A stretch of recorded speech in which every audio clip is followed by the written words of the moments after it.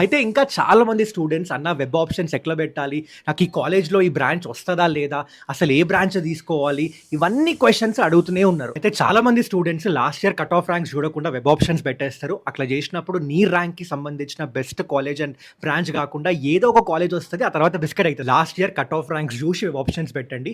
అట్లనే నా ర్యాంక్‌కి ఈ కాలేజెస్ ఇంకా బ్రాంచెస్ వచ్చేస్తాయిలే అనుకోని అవి మాత్రమే టాప్‌లో పెట్టి మిగతావన్నీ రాండమ్‌గా పెట్టకండి.